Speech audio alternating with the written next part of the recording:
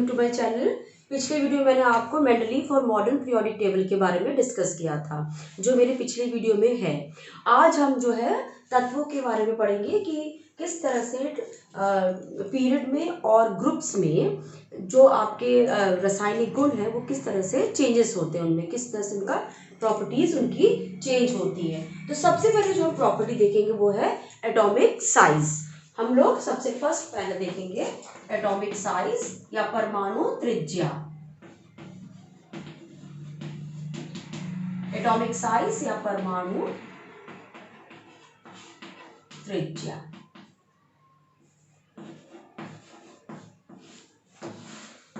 जैसे आप लोग को पता है कि एटॉमिक साइज हम किससे मतलब किसको आधार पे हम देखते हैं कि क्या होता है एटॉमिक साइज।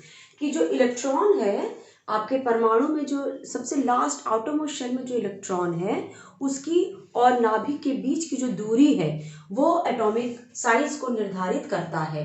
तो the distance between the nucleus, suppose करो ये आपका परमाणु है, ये आपका न्यूक्लियस है और आपका इलेक्ट्रॉन इस यहाँ पर है लास्ट आउटरमोस्ट शेल में। जो लास्ट इलेक्ट्रॉन है वो आपके उधर आउटरमोस्ट शेल में इलेक्ट्रॉन जो है उसकी दूरी, तो ये न्यूक्लियस और आउटरमोस्ट शेल की दूरी को हम क्या कहते हैं, आर, रेडियस, और एटॉमिक साइज या परमाणु त्रिज्या कहते हैं। तो जितना आपका शेल दूर होगा, जितना कोश दूर होगा, जितना आउटरमोस्ट शेल आपका दूर होगा या ज़्यादा होगा, उतनी उसकी त्रिज्या बढ़ती जाएगी। तो ये एटॉमिक साइज को हम डिस्कस करेंगे कि किस तरह से पीरियोडिक टेबल में एटॉमिक साइज में वेरिएशन आता है। तो सबसे पहले हम देखेंगे कि ग्रुप में क्या होता है। ग्रुप या हम बोल सकते हैं वर्ग में क्या होगा। वर्ग में जब मतलब कितने वर्ग थे मॉडर्न पीरियोडिक टेबल में, 1 से 18 वर्ग है। तो उसमें अगर हम देखेंगे पहले फर्स्ट ग्रुप से 18 ग्रुप में हम जब जाते हैं, फॉर एग्जाम्पल अगर हम हाइड्रोजन और हीलियम को छोड़ दें, lithium, beryllium, boron, carbon, nitrogen, oxygen, fluorine और नियॉन को अगर हम देखें तो इसका एटॉमिक नंबर होता है 3, 4, यहाँ पे 3, 4, 5, 6, 7, 8, 9, 10 है ना। तो अगर हम देखें तो इसका एटॉमिक इलेक्ट्रॉनिक कॉन्फ़िगरेशन करेंगे तो 2 and 1, 2 and 2, 2 and 3, 2 and 4 carbon का, 2 and 5 नाइट्रोजन का, 2 and 6 ऑक्सीजन का, 2, 7 फ्लोरीन का और 2, 8 नियॉन का। ये हो गया आपका इलेक्ट्रॉनिक कॉन्फ़िगरेशन। जब हम इलेक्ट्रॉनिक कॉन्फ़िगरेशन देखते हैं तो हम एटॉमिक त्रिज्या या परमाणु त्रिज्या अगर हम देखें तो हम देखते हैं न्यूक्लियस से लास्ट ऑर्बिटल में उपस्थित इलेक्ट्रॉन की दूरी को हम देखेंगे। तो इसमें देखिए कितने शेल हो गए। अगर हम लिथियम की बात करें, लिथियम ये आपका न्यूक्लियस है और 2 आपके कोश है जिसमें 2 इलेक्ट्रॉन इधर है, 1 इलेक्ट्रॉन इधर है। तो इसकी डिस्टेंस ये हो गई आर। ये न्यूक्लियस हमने पूरा गोल नहीं बनाया, जस्ट सिंपल सा बना दिया है। तो ये हमारे कोशों की संख्या कितनी है, 2 ही है। इधर भी कोशों की संख्या कितनी है, 2 है। इधर भी कोशों की संख्या 1 और 2। तो जितने अगर हम लिथियम से नियॉन की तरफ जाते हैं, वर्ग की तरफ जाते हैं, तो नंबर ऑफ शेल या कोशों की संख्या बराबर है, सेम है ना। लेकिन इलेक्ट्रॉन जो लास्ट ऑर्बिटल में जो इलेक्ट्रॉन है उसकी संख्या बढ़ती जा रही है। जब इलेक्ट्रॉनों की संख्या बढ़ती है तो प्रभावी नाभिकीय आवेश, इफेक्टिव न्यूक्लियर चार्ज बढ़ेगा। तो यहाँ पे इसका मतलब है, यहाँ अगर हम देखें नियॉन की बात या हम फ्लोरीन की बात देखें, ये आपका न्यूक्लियस है, इसमें 2 ऑर्बिटल है, न्यूक्लियस 2 ऑर्बिटल, इसमें 2 इलेक्ट्रॉन, इसमें 7 इलेक्ट्रॉन। तो न्यूक्लियस जो है वो 7 इलेक्ट्रॉन को अपनी ओर आकर्षित कर रहा है। तो नाभिकीय आवेश या हम कह सकते हैं प्रभावी नाभिकीय आवेश, इफेक्टिव न्यूक्लियर चार्ज इसमें ज्यादा होता है, इसमें कम है क्योंकि इसमें 1 ही इलेक्ट्रॉन है। तो जब हम ग्रुप की बात करेंगे तो तत्वों में कोशों की संख्या बराबर है, लेकिन जो इलेक्ट्रॉन है वो बढ़ रहे हैं। इलेक्ट्रॉन बढ़ने के कारण प्रभावी नाभिकीय आवेश बढ़ता है। इसीलिए क्या होगा, परमाणु त्रिज्या या एटॉमिक साइज जब हम ग्रुप में जाते हैं बाएं से दाईं ओर, तो एटॉमिक साइज या परमाणु त्रिज्या का मान घटता है। तो किसके ऊपर डिपेंड कर रहा है, पहला हम कहेंगे कि number of shell same, but क्या होगा, इफेक्टिव न्यूक्लियर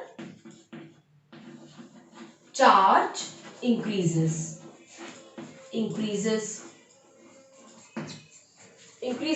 तो हेंस जब हम ग्रुप की बात करेंगे तो हम लिखेंगे एटॉमिक साइज डिक्रीजेस। तो एटॉमिक साइज डिक्रीज होती है जब हम किस में जाते हैं, ग्रुप में, फ्रॉम लिथियम टू नियॉन। तो यहाँ पे क्यों होता है, क्योंकि नंबर ऑफ शेल हमारा सेम है, केवल इलेक्ट्रॉन बढ़ते हैं जिसके कारण इफेक्टिव न्यूक्लियर चार्ज इंक्रीज होता है, इसीलिए ग्रुप में एटॉमिक साइज डिक्रीज होती है। अगर हम देखें, अभी हमने ग्रुप में बताया, पीरियड में क्या होता है एटॉमिक साइज का। सपोज करो हम देखेंगे लिथियम,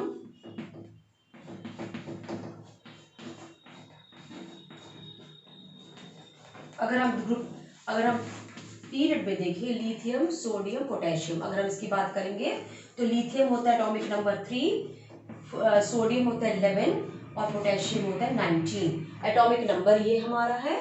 और एटॉमिक अगर इलेक्ट्रॉनिक कॉन्फ़िगरेशन में देखें तो हमारा 2 and 1 281 2881। तो अब आपको दिख रहा है कि एटॉमिक नंबर और इलेक्ट्रॉनिक कॉन्फ़िगरेशन, एटॉमिक साइज क्या होता है, it is the distance between the nucleus and the last electron present in the outermost shell. Okay, so see here कि नंबर ऑफ शेल जो है वो क्या हो रहा है, इंक्रीज होता जा रहा है। यहाँ पे कितने शेल हैं, 2, कितने कोश है, 2, इसमें 3, इसमें 4। तो यहाँ पे क्या होता है, कोशों की संख्या क्या हो रही है, बढ़ रही है, संख्या बढ़ती है,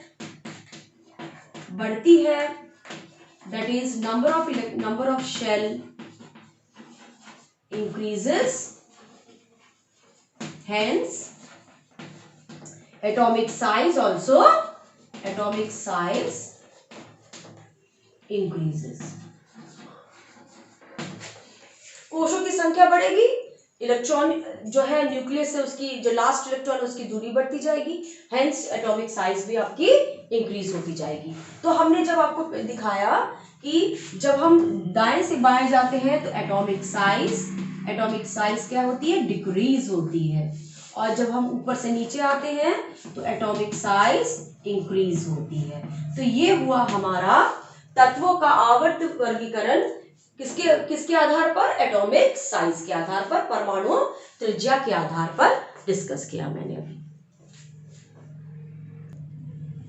इस वीडियो में मैंने आपको एटॉमिक साइज के बारे में बताया कि तत्वों का एटॉमिक साइज किस तरह से टेबल में, पीरियोडिक टेबल में घटता और बढ़ता है। नेक्स्ट वीडियो में आयोनाइजेशन एनर्जी के बारे में आपको डिस्कस करके बताऊंगी। Thank you.